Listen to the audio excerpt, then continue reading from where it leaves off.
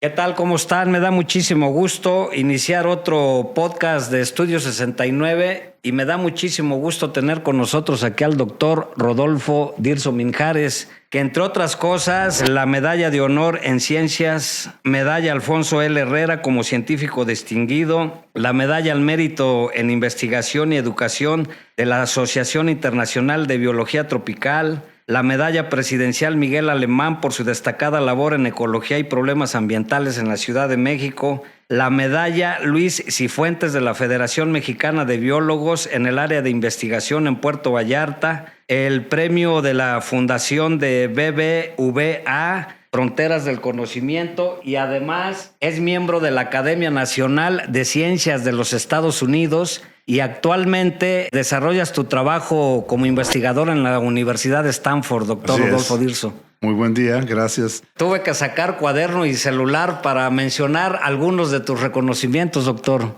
Tal vez uno que se te pasó, Jorge, que pudiera ser importante de poner en alerta a la gente que nos va a escuchar, es que soy de Cuernavaca. Para eso íbamos. Ahorita de entrada quise nombrar algunos de tus reconocimientos, pero además lo importante, doctor Rodolfo, es que tú naciste en Cuernavaca. Eres cuernavaco y eres de la UAM, ahí iniciaste tu carrera. En realidad, toda mi educación pública ha sido en Cuernavaca. Empecé en el Jardín de Niños del Surgimiento, pasé a la primaria federal Benito Juárez, a la secundaria federal, lo que era la secundaria número 1 en esos tiempos, a la prepa de la universidad, la prepa que había, y después hice mi carrera, mis estudios de biología en la UAM, en lo que era la Escuela de Ciencias Biológicas, ahora Facultad de Biología. En fin, tengo el enorme privilegio de haber sido apoyado por mi estado para llegar a un trampolín desde el cual pudiera saltar una vez que logré mi formación a nivel de biólogo en el campo de la biología, y después tuve la enorme fortuna de que la Universidad Nacional Autónoma de México, que en esos tiempos, Jorge, era muy interesante porque como empezaban esas carreras en esta ciudad, en la UAM, teníamos mucho ingreso, mucha participación de profesores de la UNAM, y tuve esa gran fortuna de que una gran proporción de mi educación a nivel de la licenciatura en biología fue con profesores de la UNAM. Así que cuando terminé los estudios, digamos los 4 años de la carrera, para hacer mi tesis de licenciatura, que toca un tema que espero que abordemos, el problema de la deforestación y las consecuencias de eso para el bienestar humano, la hice con un profesor en la UNAM. Entonces, toda mi formación aquí en Cuernavaca pasé a la UNAM y después tuve la oportunidad ya finalmente de ir a hacer mi posgrado en Gran Bretaña. ¿Dónde creces? ¿Y en qué barrio? En múltiples barrios. Primero, la avenida Álvaro Obregón. Después, increíblemente, en esos tiempos desafiante, atractiva, pero muy desafiante, el barrio de la Carolina. Tiempos difíciles, tiempos desafiantes. Y después, finalmente, en el Vergel, en una privada que se llama Privado de los Ciruelos, atrás del Plan de Ayala. Allí es donde he recorrido de esos sitios a las diferentes entidades educativas, moviéndome para hacer mi educación desde el kinder hasta la universidad. ¿Te gustaba la música? Sí, bueno. ¿Qué tocabas? ¿Guitarra o bajo? Tocaba percusiones. Tocaba percusiones y era el cantante principal de una banda que en esos tiempos se llamaba Sangre Joven. La idea en esos tiempos era introducir aquí en la cultura morelense una música que pudiera ser un poquito diferente, que combinaba, digamos, el rock más tradicional con la música de banda, con música tipo jazz. Entonces nuestra banda tenía metales, trompeta, sax tenor, sax barítono y lo clásico, la guitarra eléctrica, el bajo eléctrico, la batería y las percusiones. Entonces esa combinación lo hizo pues en cierto modo novedoso para hacer Cuernavaca, la verdad, en esos tiempos, y con Sangre Joven logré sacar mi carrera adelante para cubrir mis estudios de biología. O sea que andaban tocando. ¿Recuerdas quiénes integraban el grupo? Sí. Una persona que fue el hijo del señor que maneja, o que era el dueño de ese balneario ahora muy visible, El Rollo, Ignacio Rodríguez, Nacho, y luego compañeros de Jojutla. Un compañero, el Archi, que ahora anda todavía rockeando por aquí, otros compañeros de Cuernavaca, Alberto, pero en fin, lo que tal vez fue de más impacto para nosotros es que para cuando quisimos construir esa banda, la necesidad de equipo era ya imperiosa y para nosotros era muy difícil. Todos veníamos de clase relativamente humilde, excepto Nacho, que era el hijo del señor del Rollo. Él nos financió la compra del equipo, pero entre otras cosas teníamos que comprometernos por múltiples años, trabajarle en el Rollo, en esas masas de gente que viene los domingos. Pero trabajaban tocando. Tocando, sí, para ir abonando gradualmente la compra del equipo y poder tener acceso Ya en esos tiempos, Jorge, ya era cosa de tener sintetizadores, órganos, batería, metales y demás, ya era una cosa un poco más seria.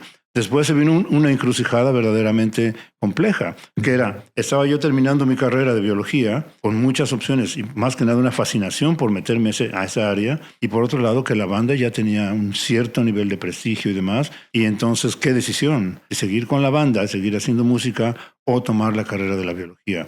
A final de cuentas me decidí por la carrera de biología, vendí mi equipo y con lo que me gané del equipo me podía mover entre Cuernavaca y México para hacer mi tesis, y de ahí ya me encarrilé definitivamente en el campo de la biología. Me hubiera encantado ser músico, hasta hoy en día me encanta la música, particularmente la música más innovadora, más ecléctica, pero en esos tiempos la biología era una carrera fascinante, a pesar de que íbamos muy en inicio, de que no teníamos en esos tiempos la capacidad de hacer análisis genéticos como tenemos ahora, análisis de ADN, que han enriquecido la ciencia de la biología de manera espectacular, pero aún así una carrera fascinante y una cosa de mucho interés. En esos tiempos, estamos hablando de décadas atrás, Jorge, todavía había algunos remanentes de lo que debió haber sido un paraíso vegetal este estado de Morelos, con selvas bajas, con cañadas, con vegetación de galería, con una fauna y una flora verdaderamente inusitada, que lamentablemente hoy hemos visto que viene degradando de manera sustancial. En fin, todo eso me creó un interés, digamos, intrínseco de aprender, conocer la naturaleza. Se combina eso con el hecho de que estudio biología y entiendo que es no solamente que admires y que veas la vegetación y los animales, pero que hay una teoría y un fondo ecológico y de evolución que explica todo eso. Se hizo una cosa verdaderamente fascinante que me empujó de la música hacia las ciencias de la biología. Doctor, ¿terminas la carrera en qué año? Terminó la carrera en 1973. En el 73. ¿Y de forma inmediata haces la maestría? No, de forma inmediata me voy a la UNAM, a México, para concluir la tesis. En los tiempos que yo estudié, supongo que todavía es la realidad así, era necesario tener una tesis de licenciatura para poderte graduar de biólogo. Entonces me fui a la Ciudad de México, hice mi tesis de licenciatura y después me hice técnico de un laboratorio de un investigador que volvía del extranjero, una persona muy reconocida en este país, el doctor José Sarucán, que fue rector de la UNAM en 2 periodos consecutivos y que hasta hace pocos meses era el jefe, la cabeza de la Comisión Nacional de Biodiversidad, una institución fuera de serie, verdaderamente espectacular. Cuando él vuelve de su doctorado de Gran Bretaña en 1972, yo me acomodo a entrar a su laboratorio como su técnico. Entonces, Jorge, aquí de ir desde cero, desde del jardín de niños hasta terminar la licenciatura, después en la UNAM construir de ser el ayudante de un laboratorio hasta que finalmente me fui a mi posgrado, volví, me hice investigador y luego ya el resto es la historia que vamos a seguir contando, supongo yo. Fue la maestría, ¿no? Que la hiciste en Inglaterra. La maestría y el doctorado, las dos cosas. Las dos cosas en Gran Bretaña. En tiempo récord, porque típico tiempo de un doctorado es 4 o 5 años y yo logré hacer las dos cosas en un periodo de 4 años. También era muy difícil en esos tiempos conseguir becas, la situación no era tan, digamos, no había tantas oportunidades como ahora. Inicié la maestría con una beca del Consejo Británico y después continué con una beca del Consejo Británico de la UNAM para hacer el doctorado en Gran Bretaña. ¿Y en qué te especializaste? Me especialicé en el campo de la ecología, que venía muy bien, era una extensión lógica de lo que me había, digamos, ocurrido aquí en Morelos, de fascinarme por el estudio de la vegetación y la vida animal aquí en Morelos. Después, en Gran Bretaña, me especialicé en la ecología, pero desde una perspectiva de la evolución, combinando la ecología y la evolución, una cosa que ahora se llama ecología evolutiva. Y la tesis que hice de licenciatura, Jorge, fue un verdadero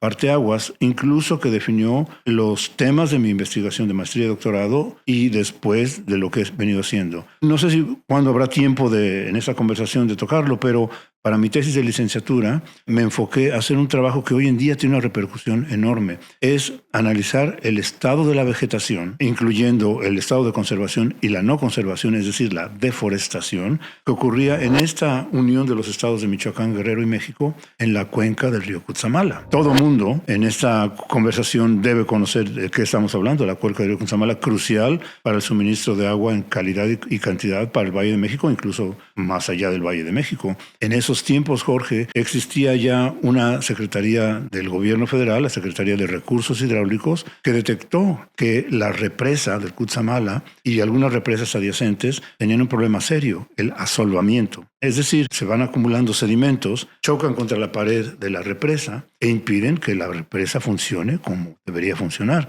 En esos tiempos todavía algo de visión, digamos, a largo plazo ¿Qué haríamos con una represa tan crucial como esa si no la estamos cuidando? Entonces el encargo para nuestro proyecto era un proyecto amplio y yo tuve la responsabilidad de analizar la vegetación de la cuenca circundante al río Cutzamala, la vegetación de los bosques de coníferas, la vegetación de selva baja como la de Morelos, y ver en qué medida ese fenómeno del impacto antropogénico, el impacto humano sobre la vegetación, podía ser un factor responsable del asolvamiento de las presas. Fíjate, estamos hablando de mitad de los 70s, ¿no? Ya se veían problemas de estos, pero yo me siento... Que los estamos viviendo. A eso iba justamente. Derivado de esa supervisión, investigación. Claro.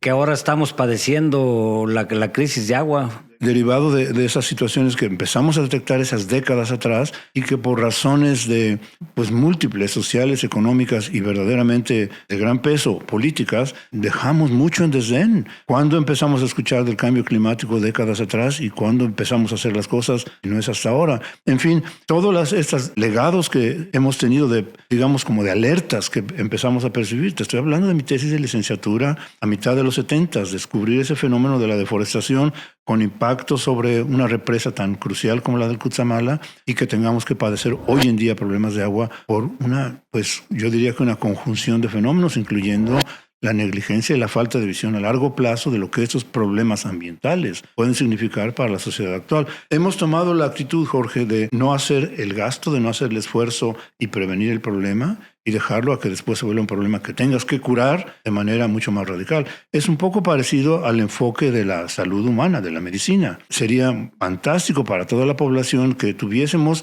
recurrir a la medicina preventiva y no tener que depender tanto de la medicina curativa, cuando ya a veces es imposible incluso de salvaguardar el cuerpo humano o en este caso de salvaguardar los sistemas naturales, ecológicos, de los cuales en última instancia dependemos. Es una visión un poco ciega, un poco miope, de decir que los problemas ambientales son secundarios. La verdad es que son problemas tangibles y que lo vemos a veces de maneras tan dolorosas como los increíbles eventos extremos por los cambios en el clima o por lo que estamos padeciendo en este momento, precisamente la falta de suministro de agua en cantidad, pero también en calidad, otro problema verdaderamente grave. Doctor, y ustedes como investigadores, como científicos, a la autoridad no le recomiendan temas que le digan, ¿sabes qué? Si no hacemos esto en tanto tiempo, vamos a sufrir consecuencias de agua, de clima, de algo, o sea, que el gobierno federal se involucre. Sí, Jorge, yo diría que el gobierno federal por una parte, los gobiernos estatales y los gobiernos locales también.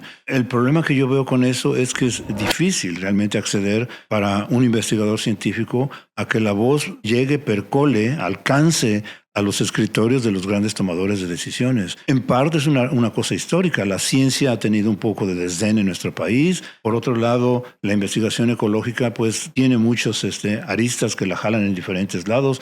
Hay gente que lamentablemente hace declaratorios de impacto ambiental muy por encimita y entonces un tomador de decisiones dice, pues no tenemos ningún problema y está la palomita marcada y seguimos adelante con un programa de extracción de madera en sitios donde no debería ocurrir, de asignación de sitios, por ejemplo, para usos de ganadería donde no debería ocurrir. No se toma en cuenta la vocación que tiene el terreno para que los recursos naturales se mantengan para el bienestar humano. En fin, hay un vacío enorme entre el conocimiento de base, el conocimiento que es crucial, y que pase ese conocimiento al imaginario de los tomadores de decisiones, de manera que se junten las dos cosas y lleguemos a soluciones que verdaderamente tengan un impacto no solamente de corto plazo y de largo plazo. Nuestro país, como bien sabemos, lamentablemente es una frase un poco torpe y a lo mejor no del todo pertinente, pero nos manejamos con el sistema métrico sexenal. Es una realidad que lamentablemente tenemos que reconocer.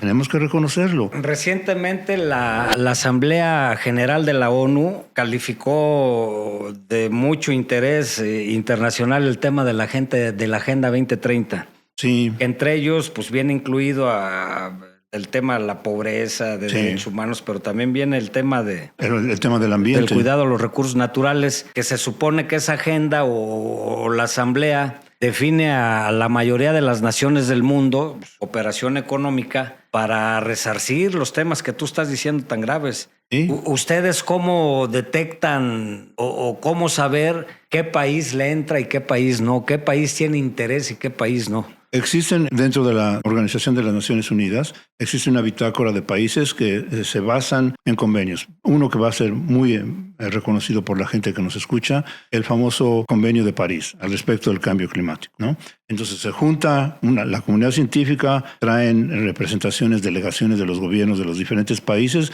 y se establece un tratado, ¿no? El tratado en este caso del cambio climático de París. Y se hacen países signatarios, se comprometen con firma y nombre, a nombre del país, a comprometerse a tener cuidados en los diferentes aspectos, pues, de la población humana, del ambiente, de los diferentes factores críticos que estamos afrontando hoy en día. Entonces los países se comprometen, pero el asunto que se ve es que los compromisos no pasan de ser el compromiso en la firma del documento y no se ve el seguimiento de esos compromisos. En la reducción de las emisiones de carbono, cómo es posible que nuestro país no se haya abocado definitivamente a la descarbonización del país, cómo es posible que la explotación de recursos de petróleo sea el mecanismo que sigamos produciendo la energía en nuestro país, en fin, de buscar las alternativas de energía, digamos, más amigable con el ambiente, energías renovables, energías más sustentables, en fin, que lamentablemente tenemos legislaciones buenas, pero no tenemos la capacidad o la voluntad o la combinación a veces de las dos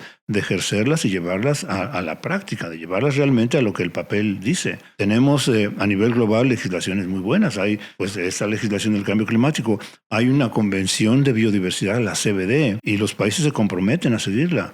Debemos decir también que hay países que por razones económicas, por razones de su visión de cómo se manejan a nivel internacional, a veces no firman esos tratados. Muy lamentablemente debemos reconocer, por ejemplo, el caso del país que está hacia el norte de aquí, cuando se firma el documento de París para el cambio climático, entra un presidente como Donald Trump y decide que Estados Unidos no sea parte de ese convenio, que porque podría dañar la economía de los Estados Unidos. La Convención de Diversidad Biológica es increíble, pero Estados Unidos no es un signatario de esa convención. En fin, hay un asunto de intereses políticos, hay un asunto de visiones de los gobernantes que a veces no cuadran con lo que debería ser la forma lógica de proceder. ¿Pero a qué precio, doctor? No, a un precio... Es la sobrevivencia humana. A un precio, sí, a un precio que ahorita lo estamos viendo ya de manera impactante. Yo digo que es un asunto de ética y de moralidad profunda, Jorge, que no estamos viendo de cara al futuro. ¿Qué planeta, qué situación de recursos ambientales les vamos a dejar a las generaciones que vienen? No, y ya estamos padeciendo. Pues ya lo estamos padeciendo. Tu pero generación, la mía, la de mis hijos, yo creo la de mis nietos va a estar peor. Eso voy, a lo que ahora estamos padeciendo ya en carne propia en este momento. Imagínate cómo esto se va a exacerbar a medida que se pasan los años y no tomamos las decisiones que deben ser. Ahora, hay muchos factores, Jorge, que están involucrados aquí. A mí me parece que este tipo de conversaciones parecerían como algo que es nada más por seguir la moda de que haya podcasts y que haya entrevistas a una serie de personas de experiencia en diferentes campos, pero la verdad es que yo creo que el difundir, el comunicar, el diseminar este tipo de problemas a una sociedad amplia, yo ahí es donde veo las posibilidades de moverse. La tradición, digamos, de décadas o tal vez de siglos de operar de arriba hacia abajo, de lo que diga el liderazgo principal, ahora estamos en que la decisión tiene que venir muy empujada de las bases también. Yo digo que, por ejemplo, si hay personas que nos están escuchando ahora y perciben la magnitud de la problemática que tenemos y no hemos esbozado los grandes problemas en su detalle, que son verdaderamente profundos, pero si la gente empieza a percibir eso, creo que tendría la gente la responsabilidad de ser una cosa que es crítica, un voto concienzudo, un voto reflexionado que incluya verdaderamente una demanda a cuál es la agenda ambiental del candidato X, Y o Z. Porque ¿cómo es posible, Jorge, que en este tiempo estamos en el siglo XXI, ya en el año 2024, y yo no veo en los candidatos una agenda ambiental que sea compatible con la magnitud del problema? Tenemos unas tasas de deforestación que son verdaderamente increíbles, tenemos unas tasas de acumulación de gases de efecto invernadero en la atmósfera verdaderamente increíbles. ¿Dónde está el enfoque? ¿Dónde está la decisión? Digamos, la toma de decisión, es decir, me voy a comprometer a encargarme de esta problemática. Pero necesitamos que la sociedad también empuje en ese sentido. Necesitamos que el voto sea exigente a nuestros candidatos, que tomen una bandera, que enarbolen una bandera que incluya todos esos problemas de seguridad, los problemas de educación, e incluyan también el problema ambiental. Jorge, en última instancia, nosotros somos una especie, otra especie como cualquier otra especie que vive en el planeta. La novedad que tenemos es que tuvimos una capacidad de características distintas, la articulación, la capacidad de poder hablar, comunicarnos. Bueno, eso debería ser un arma, un instrumento fenomenal para atacar esos problemas, pero yo creo que dependemos muchísimo de tener una sociedad informada que exija a los gobernantes y que los gobernantes no se vean en la posibilidad de escaparse, sino que la sociedad los demande, los tome, les pida rendición de cuentas al respecto de lo que se tiene que atender. Jorge, no podemos vivir en ausencia de un ambiente sano. Es un derecho humano un ambiente sano, pero además es una responsabilidad tremenda. Imagínate este asunto. Para que tengamos un planeta como el que hoy tenemos, han ocurrido 4.000 millones de años de evolución.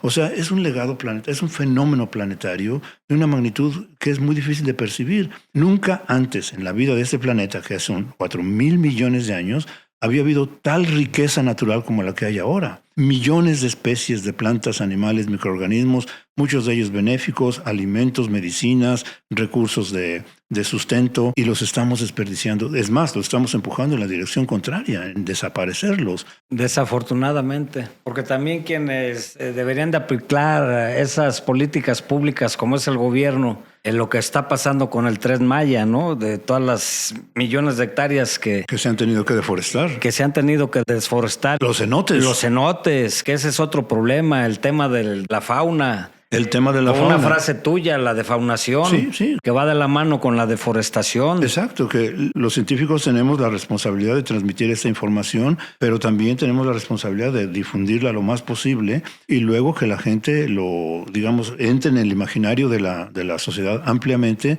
de manera que temas como la deforestación sean una cosa que se exija en los momentos de las campañas. Porque tenemos un país de 2 millones de kilómetros cuadrados con una tasa de deforestación que se acerca a los 300,000 hectáreas por año. Para que la gente se dé una idea de la magnitud de este fenómeno que tenemos hoy en día en nuestro país, es el equivalente a casi 300,000 canchas de fútbol anuales por año. Es un problema verdaderamente profundo.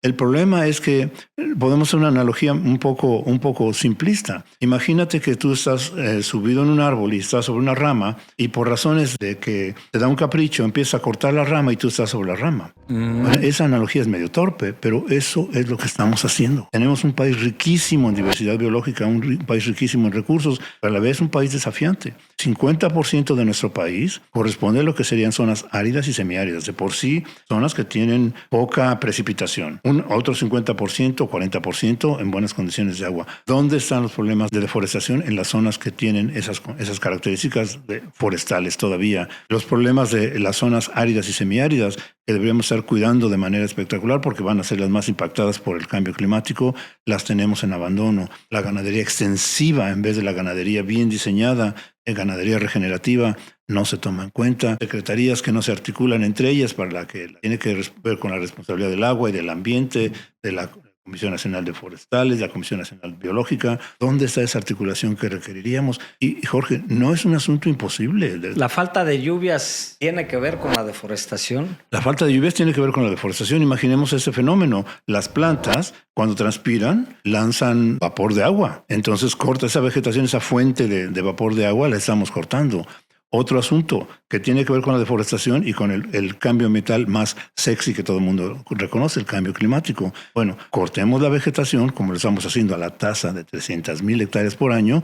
Ese carbono que estaba, en términos científicos, se dice secuestrado, almacenado en el tejido vegetal, en las plantas que están allí, en las raíces, en los suelos, lo cortamos y lo estamos enviando a la atmósfera. Estamos empujando los gases de efecto invernadero al destruir la vegetación. Pero al destruir la vegetación estamos quitando la producción de oxígeno, la capacidad de capturar el dióxido de carbono. Estamos quitando los insectos que polinizan las plantas de las cuales dependemos en sus cultivos. Estamos quitando a través de la defaunación, al destruir los hábitats y a tener la cacería irresponsable, a tener la sobreexplotación de la fauna. Estamos quitando los polinizadores, estamos quitando los agentes de regulación de plagas y enfermedades. En fin, Jorge, estamos como que cortando la rama sobre la que estamos parados, cuando en realidad lo que estamos haciendo es poniéndonos nosotros en un riesgo serio. Y digo nosotros, pensando en términos de esa generación, pero yo lo veo como un asunto ético de una responsabilidad profundísima con las generaciones que vienen detrás de nosotros. ¿Qué cara les vamos a poner a nuestras generaciones 1, 2, 3 más adelante de nosotros cuando reclamen? Mira todo lo que ha ocurrido y mira el planeta que nos han dejado. ¿Y estamos a tiempo de revertir esto? Estamos a tiempo. Sí se puede, o sea, estamos como que en la medicina preventiva. Estamos muy avanzados ya en la medicina preventiva. Debimos haber atacado el problema muchísimo. O sea que ya necesitamos curativa. Necesitamos hacer medicina curativa. Curativa. Sí, hablábamos de la deforestación hace un minuto. Bueno, en algunos sitios ya no es solamente detener la deforestación, Jorge. En unos sitios es hacer la restauración. Ahí está la medicina curativa, ¿no? En muchos sitios ya hemos eliminado la fauna y ahora ya no podemos simplemente dejar de cazar. Tenemos que restaurar la fauna, refaunar. Pero ojalá y fuera de forma rápida. No, el tema de la naturaleza, desafortunadamente, no es un tema de que si plantas un arbolito y en 10 días crece. Claro. La facilidad que es para deforestar 100, 200 árboles en un día. Tú puedes deforestar en un instante. O sea que la medicina curativa va a ser difícil, que si tenemos la enfermedad nos podemos agravar. Sí, pero Jorge, yo creo que es importante también transmitir la noción a la gente que nos escucha de que lo peor que podemos hacer es dejar de hacer. En este momento tenemos que, cambiar una actitud verdaderamente distinta. Esa actitud de lo mío yo y solamente yo no puede ser. Esto tiene que ser una actitud colectiva. Puede ser una actitud colectiva en instancias de gobierno, puede ser una actitud colectiva en las instituciones educativas. Las escuelas que antes estudiaban biología separadas de la seguridad social o separadas de la educación no puede ser ya así. Las escuelas que no toman en consideración las ciencias políticas, que no toman en cuenta la dimensión humana, no pueden funcionar así. Necesitamos ahora un cambio de actitud. Realmente esto que estamos haciendo, esta conversación va más allá, más importantemente en el sentido de que tenemos que cambiar actitud. No podemos seguir en yo y solamente yo, porque eso nos va a llevar al desastre. Tenemos muchas formas todavía de recuperar. Jorge, tenemos en este país, por fortuna, una comunidad de saberes de las culturas ancestrales, de nuestras comunidades indígenas, que tienen programas de reforestación en Oaxaca que son súper exitosos. No quiero decir con esto de que se les impida simplemente tocar el bosque. Hay comunidades, por ejemplo, en Ixtlán, Oaxaca, que hacen una extracción de madera con un diseño muy bien armado, cortando pedazos y dejando lo que regenere en un sistema de reciclado del bosque, en un sistema de ciclos de extracción de madera, producir la madera sin intermediarios, la manejan las comunidades locales, producen muebles para escuelas, para bibliotecas a precios muy baratos y después de un tiempo vuelven al sitio que cortaron y la vegetación está regenerada. Tenemos unas comunidades que han estado en convivencia con el mundo natural por milenios y no los estamos tomando en cuenta. En fin, tenemos mucho que aprender, tenemos mucho que hacer y hay todavía algo que hacer. Desde luego, que debe quedar muy claro, lo que ya hemos dañado que es irreversible, por ejemplo, la gran cantidad de especies que se han extinguido, la gran cantidad de áreas que ya han sido totalmente degradadas y que ya no va a ser posible recuperar, esos ya son daños permanentes, pero lo que podemos hacer es en lo que nos queda, es el momento, ese es el momento de actuar, no puede ser mañana, tiene que ser verdaderamente ya, de inmediato, si no la enfermedad va a ser una metástasis que no vamos a poder controlar. Ahora, Jorge, hay un asunto interesante que yo he escuchado mucho en los sitios donde tengo la oportunidad de conversar, en el ámbito científico o en el ámbito con el público en general, es que la gente de una manera yo diría que muy encomiable, dice, bueno, tratemos de luchar por salvar el planeta. Fíjate que es una actitud que se agradece, es encomiable, pero tiene un problema de visión, que lamentablemente debemos reconocer que el planeta va a poder seguir. El planeta tiene la capacidad de poder seguir y lo ha demostrado 5 veces en los últimos 550 millones de años. Ha habido 5 extinciones cataclísmicas, verdaderamente casi que se acabaron la vida en el planeta. La última ocurrió hace 65 millones de años, cuando un meteorito chocó con lo que hoy es la península de Yucatán, en el pueblo de Chicxulub. En ese momento toda la fauna que había... Los dinosaurios. Todo el mundo son animales muy sexy. Bueno, Jorge, en ese momento hubo una obliteración brutal del planeta. Pasan 65 millones de años y tenemos un planeta de lo más exuberante, rico, bello. Pero 2 cosas. 1, toma 65 millones de años para volver a recuperar. Y 2, lo que se recupera no es lo mismo. Antes había dinosaurios, hoy hay mamíferos y aves, incluyendo un mamífero que se llama Homo sapiens. Eso no es consuelo para decir sigamos porque se va a recuperar. El planeta se va a recuperar per se. Lo que está en juego, lamentablemente, y hay que decirlo, creo que con todas sus letras, lo que está en juego es la supervivencia de la especie Homo sapiens. El problema existencial es el problema existencial de la humanidad, no del planeta. El planeta puede tomarle millones de años, pero va a resistir. Y ahí va a estar. Ahí va a estar, a menos que el sol se apague, y sabemos que se va a apagar, pero va a tomarle centenas de millones de años. O sea que del sol no se preocupen. El planeta, créanme, que los que nos están escuchando, las que nos están escuchando, va a seguir. Lo que probablemente está en juego verdaderamente dramático es la existencia de la población humana como la conocemos. No, ya estamos padeciendo las consecuencias. Aquí el corredor Ajusco-Chichilautzin, claro, que es el que nos alimenta de agua los mantos freáticos y la que nos surte a todo Morelos y parte de Guerrero. Sí. Ya la deforestan la delincuencia organizada todos los días. Sí. Son trailers y trailers de y extracción trailers de madera, que sí. sacan de madera. Nadie se da cuenta, nadie los ve, porque pues quiero pensar que un árbol es como un cerillito, una aguja, nadie los ve. Desafortunadamente los gobiernos no se interesan, y si se interesan por temas económicos, la corrupción, Sí. se supone que es un área protegida. Sí, es un área formalmente protegida. Formalmente protegida, pero nadie hace nada, doctor. Estamos en el sistema, está en el Sistema Nacional de Áreas Naturales Protegidas. Fíjate, Jorge, que tiene otra connotación que vale la pena apuntar, y tiene que ver con el hecho de la solidaridad, el cambio de actitud que debemos tener. Lo que pase allá arriba, en el corredor Chichinautzin, en realidad es crítico para los que estamos acá abajo. Los que estamos acá abajo deberíamos de apoyar a que las comunidades locales no se vean en la necesidad de tener que cortar. Lamentablemente a veces se ven la necesidad de cortar, no por ellos, sino por gente de fuera, que les impone, y gente que no tiene ni los permisos siquiera para hacer un manejo sustentable de la flora, de los bosques. De manera que si queremos nosotros acá abajo estar bien, tenemos que procurar que allá arriba también estén bien. Entonces, el asunto de esos problemas ambientales son problemas como problemas de teleecología, de ecología a la distancia. Es muy importante que lo que está ocurriendo en un sitio se tome en cuenta las repercusiones que tiene en otro sitio. En última instancia, el cambio global, como por ejemplo la acumulación de gases de efecto invernadero, es una responsabilidad global porque afecta a todo el mundo, ¿no? Entonces tú puedes decir, bueno, pero nuestro país, vamos a decir, es una situación hipotética, pero podríamos decir, nuestro país no hace tantas emisiones de carbono porque no tiene la cantidad de vehículos que tiene, por ejemplo, Europa o Estados Unidos. Pero una vez que esos problemas se van a la atmósfera, nos afectan incluso a los que no hacemos una gran contribución en términos de gases de efecto invernadero. Es decir, Jorge, es un asunto profundísimo de solidaridad global, de solidaridad social, que tenemos que atender, de cómo educarnos a ser más solidarios con nosotros mismos y con el planeta que tenemos, si es que queremos tener un futuro razonable o dejar un futuro razonable para nuestras generaciones que vienen. ¿Y los países industrializados, doctor, si hacen algo? Los países industrializados están haciendo algo, pero han pasado décadas de extraer recursos de manera masiva, de tener industrias que han llenado de carbono y de otros gases de efecto invernadero la atmósfera. Están haciendo algo, lamentablemente, en un momento que ya es muy crítico. Eso debimos haberlo hecho desde mucho antes.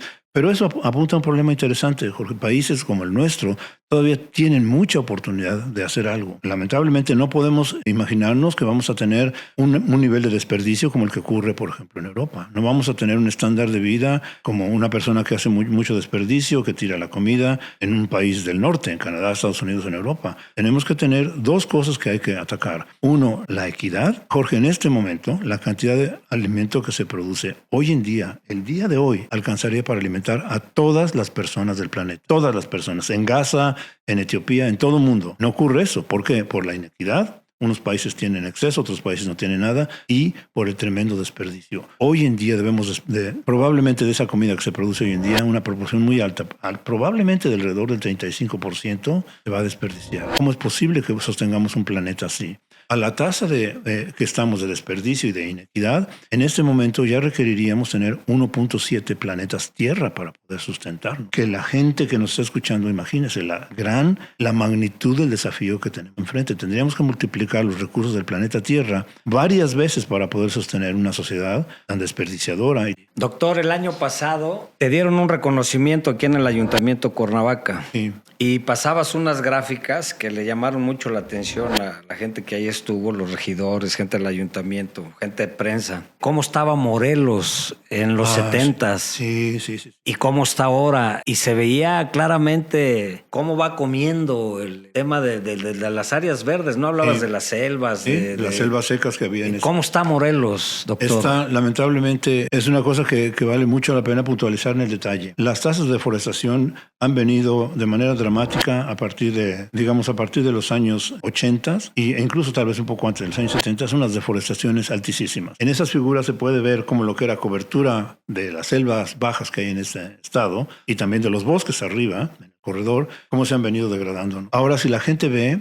y toma los datos, la tasa de deforestación se ve muy pequeña hoy en día, pero ojo que hay ese problema. Es de tal magnitud ahora la deforestación pequeña comparada con lo que había antes, por el hecho de que ya prácticamente no hay que deforestar. Entonces, es una visión que hay que tener mucho en cuenta. Cuando algún gobernante te diga que hoy en día no debemos preocuparnos, la tasa de deforestación es muy bajita hoy en día, es que es muy bajita porque ya nos hemos acabado lo que podía haberse forestado, ya se ha hecho en gran medida. O sea que lo que tenemos en este momento, Jorge, la gente que nos escucha, lo que tenemos en este momento es un verdadero tesoro. Eso es lo que hay que cuidar y luego ir a la medicina preventiva, a la medicina curativa. Tratar de reponer, tratar de reforestar, tratar de restablecer mucho de lo que hemos perdido. Terrenos abandonados que hoy en día están totalmente degradados, tal vez los podemos recuperar. Pero ¿de dónde podríamos hacer la recuperación? De lo que nos queda. Así que lo que nos queda es un patrimonio enorme, y es un patrimonio no solamente en el sentido de decir, bueno, hay árboles que capturan carbono y liberan oxígeno, también es un patrimonio cultural e intelectual, Jorge. Yo recuerdo, mi padre, mis abuelos tenían la oportunidad de ir y disfrutar un paraje, un sitio de mundo natural.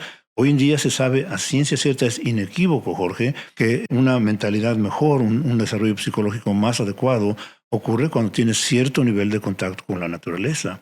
Aun cuando no tengas necesariamente que ir a una reserva en el Amazonas, pero si tienes un poco de contacto con la naturaleza, el bienestar humano, personal, psicológico, también se ayuda. Por razones de que esos árboles son importantes para capturar el carbono, para impedir que haya más deforestación, que se erosionen los suelos, que se absorben las presas y no tengamos agua. También es un patrimonio cultural intelectual y nuestro estado tiene una tradición profundísima en ello. Así que ojalá que no perdamos este tesoro que nos queda y que en la medida de lo posible nuestros gobernantes tomen una bandera de proteger lo que tenemos y ensanchar y recuperar mucho de lo que hemos perdido. Yo desde que soy niño escuchaba mucho la frase de que Morelos era rico en agua. Ya no. ¿Te acuerdas de la ciudad de la eterna primavera? Sí, ¿Y tampoco, cómo puedes tener primavera? Sí. Porque tienes agua. Pues no vas sí. a poder tener primavera con flores y demás. La fama de esta ciudad si no tienes el recurso agua. Sí, estamos padeciendo falta de agua, doctor.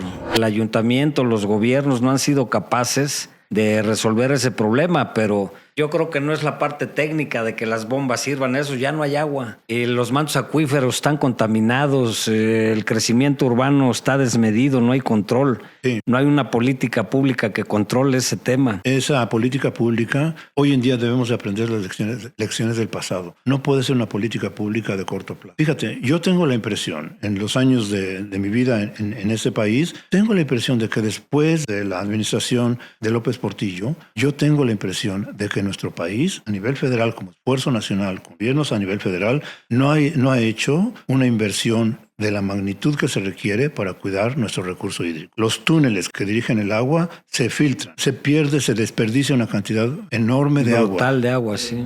El mantenimiento de las presas no ha tenido la atención que se requiere. Se gastan los recursos en otros asuntos que son mucho menos críticos que un recurso tan fundamental como el agua. Jorge, lo podemos buscar en los números si quisiéramos. Yo no creo que ha habido una inversión de largo plazo después de la administración de López Portillo. Es decir, ¿cuántos gobiernos federales hemos tenido que no veo yo que haya habido un enfoque? Es decir, este problema del agua en nuestro país, que es 50% seco de entrada, tenemos que cuidar este recurso. Vamos a invertir en mantener los canales, vamos a invertir en mantener que las tuberías no sean tuberías que se descomponen al año y otra vez hay que volver a repararlas. Ese tipo de visión de largo plazo es un problema, es una miopía gubernamental que tenemos o que se tiene que visión resolver. Y de corrupción. De visión y de corrupción y de visión a largo plazo. Sí, porque aquí en Cuernavaca hay estadísticas de que el 40% del agua se desperdicia porque han hecho estudios y las tuberías, lo que es la poligonal del centro histórico, que es el centro, data de 1910 la tubería y de ahí para el Real, que ya después no se le invirtió. Allí está. Y nada más, cada que hay una fuga, van y la arreglan, pero se dan cuenta que la tubería ya pasa de facto nada más. O sea, ya los tubos ni existen, ya nomás hay como un canalito del final que queda del tubo y por ahí pero se transmina toda. Exacto. Toda el agua se desperdicia. ¿Sí? En todos los gobiernos, la verdad es que no le han querido invertir, no han tenido interés de resolver ese tema de que tenga mejor inversión para que ese recurso, como dices tú, se cuide y pues se conserve, porque si no, pues... Y esa inversión, Jorge, que no se quiere hacer, no resulta de que te dé visibilidad de inmediato, porque es un asunto que va a tener un beneficio que se va a ver múltiples años después. El no querer tener la voluntad y la honradez, te diría, de hacer una inversión que tome en cuenta lo que viene más adelante de mi sexenio, de mi periodo, de mi administración, es una actitud, yo digo que bastante egoísta y lamentablemente hay que reconocerlo en nuestro país. En el tema del agua,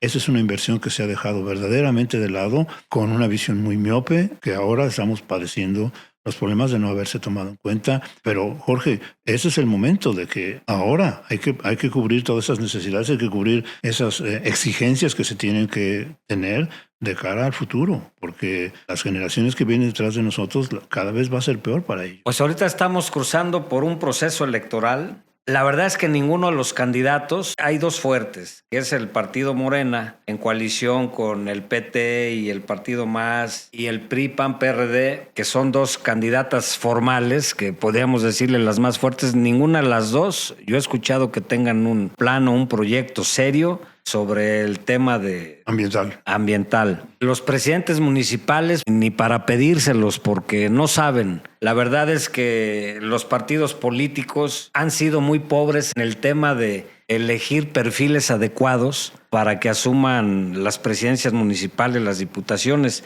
Normalmente ellos se interesan mucho por de los que ellos decidan, pues sean personas que acarrean gente. A ellos les interesa el voto. No les interesa que tengan un perfil, porque tú sabes perfectamente que cuando llegan a la Cámara de Diputados, cuando son alcaldes, bueno, pues en el caso del presidente que aplica los recursos económicos, tienen que ir dirigidos a programas específicos, entre ellos al cuidado del medio ambiente. Por lo que respecta a la Cámara de Diputados, pues tienen que hacer políticas públicas porque ellos crean las leyes, hacen propuestas, hay comisiones, está la Comisión de Seguridad, la Comisión del Transporte y también la Comisión del Medio Ambiente.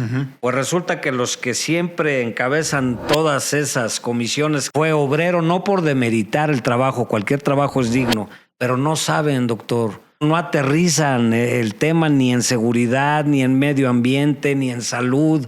Siempre es como un desgarriate que traen los partidos políticos.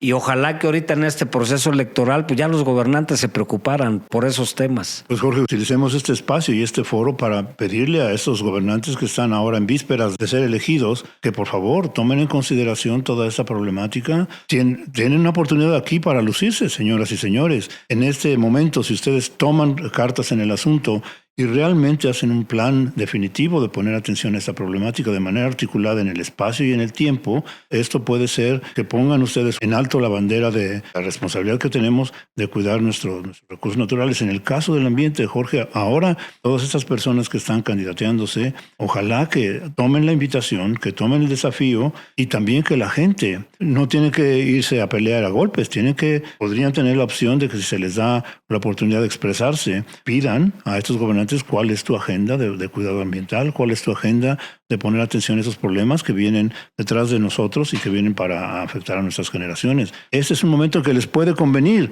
realmente hacer cosas para bien de la colectividad y para bien de un planeta que lo tenemos bastante agobiado. No porque el planeta vaya a sufrir de manera irreversible, les prometo que el planeta va a seguir, pero es esta sociedad, esta civilización como la conocemos, la que está en juego. Tienen ustedes, señoras y señores que están en candidaturas, una oportunidad de oro de revertir lo que ha sido una lacra gubernamental, una lacra de visión, un problema profundísimo de cómo manejar un país tan rico, un país tan bello y un país que tiene mucho que ofrecer. Pues ojalá y los políticos hagan conciencia en estos temas y también nosotros, los ciudadanos, claro, porque estamos en riesgo. Lo que tú dices es grave. La gente debe de percibir que lo que está pasando es grave, doctor. Es verdaderamente serio. No es fácil lo que estamos padeciendo y si no hacemos lo que tú nos recomiendas de todavía estar a tiempo de salvar nuestro entorno, ya no hablemos del planeta, dirías tú, el planeta ahí va a estar, van a pasar 4 o 5 millones de años, pero ahí va a estar, pero nosotros vamos a dejar de existir. Y todo porque pues, el Homo sapiens al que te refieres, se supone que debemos de tener pues, tantita conciencia pues, para echar la agüita a la planta, para cuidar el agua, para no desperdiciarla, para no tirar basura, para no tirar botellas de plástico, ya no adquirirlas, no comprarlas, empezar a hacer conciencia, ¿no? Sí. Una vida verde, doctor. Todo eso que dices, Jorge, debe ser muy esperanzador para toda la gente.